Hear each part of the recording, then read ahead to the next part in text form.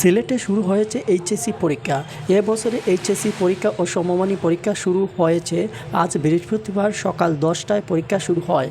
এবার 9টি সাধারণ শিক্ষা বোর্ড, বাংলাদেশ মাদ্রাসা শিক্ষা বোর্ড ও বাংলাদেশ কারিগরি শিক্ষা বোর্ডে নিয়মিত অনিয়মিত মিলিয়ে মোট পরীক্ষার্থী 12,51,111 জন। এবারে পরীক্ষার্থী গতবারের চেয়ে 81,000-এর বেশি কমেছে। 3 বছরের মধ্যে এবারের পরীক্ষার্থী সবচেয়ে কম। বিস্তারিত দেখতে থাকুন আমাদের ডেস্ক রিপোর্ট। তারা বিদেশে চলে যাওয়ার চেষ্টা, তাদেরকে সেভাবে গিয়ার আপ করা হয় না। তারা যেন আগে শিক্ষা গ্রহণ করে তারপরে যেন তারা দেশের বাইরের দিকে চেষ্টা করে থাকে।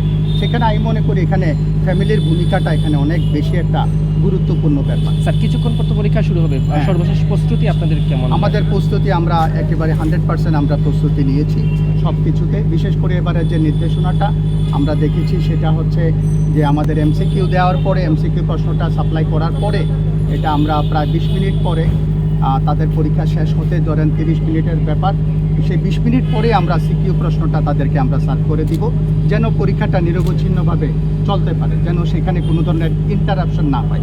We don't want to kill the time of the students, we want to save there time. তাদের সময়টা যেন 100% তারা কাজে লাগাতে পারে।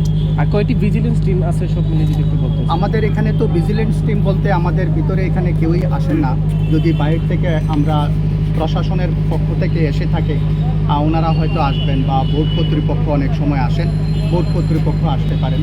আর এখানে তো আপনারা নিশ্চয়ই জেনে গেছেন অলরেডি যে আমাদের রুমে কাউকে আমরা এন্ট্রেন্স আমরা দিচ্ছি না।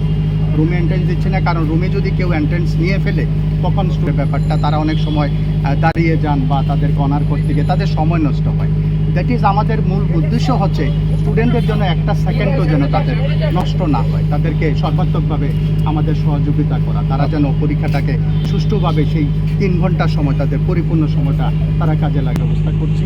আর যদি কোনো কন্টেজিয়াস ডিজিজ থাকে বসন্ত বা এই ধরনের, তখন আমরা তাকে আইসোলেশনে নিয়ে সেটা ব্যবস্থা আমরা করি।